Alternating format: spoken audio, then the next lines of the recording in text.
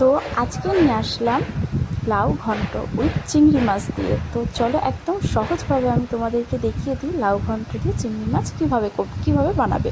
হ্যাঁ, তোমরা এখন অনেকেই বলবে এটা তো জানি, তো একবার এরকমভাবে করে থাকো, পুরো সিম্পলভাবে, খেতে কিন্তু সত্যি অসাধারণ হয়েছিল। তো চলো কথা না বাড়িয়ে আমি দেখে দিই। চিংড়ি মাছটাকে আমি একটু নুন হলুদ দিয়ে মাখিয়ে আমি কড়াইতে ভেজে নিয়ে, তেল গরম করে আমি কড়াইতে ভেজে নিয়েছি। ভেজে নেওয়ার পর এবার দেখো ওর মধ্যে একটু তেল দিয়ে আমি একটু সাদা জিরে দিয়েছি, দিয়ে তেজপাতা দিয়েছি, আর একটু আদা বেটে রেখেছিলাম, সেটা মানে আদাটা থেতু করেছিলাম, দিয়ে আর লঙ্কাটাও থেতু করে নিয়েছি, দিয়ে আমি ভালো করে নাড়াচাড়া দিয়ে ওর মধ্যে আমি একটু হলুদ গুঁড়ো দিয়েছি। এবার যে কেটে রেখেছি লাউ ধুয়ে, সেটা আমি ভালো করে নাড়াচাড়া দিয়ে নেবো, আর একটু স্বাদ মতো লবণ দেবো। তোমরা তোমাদের মতো দেবে, হলুদ লবণ যতটা তোমাদের প্রয়োজন মতো দিয়ে।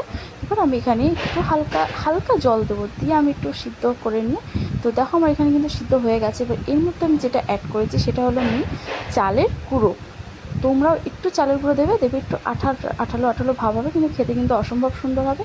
তারপরে এর মধ্যে সবার লাস্টে আমি চিংড়ি মাছটা অ্যাড করে হালকা চিনি দিয়ে, তো স্বাদের জন্য আমি চিনিটা দিয়েছি, একটু মিষ্টি মিষ্টি ঝাল ঝাল হবে, খেতে কিন্তু সত্যি খুব সুন্দর হবে। আর ধনিয়া কুচিটা দিয়ে নামিয়ে নিয়েছি। তো কেমন লাগলো অবশ্যই জানাবে।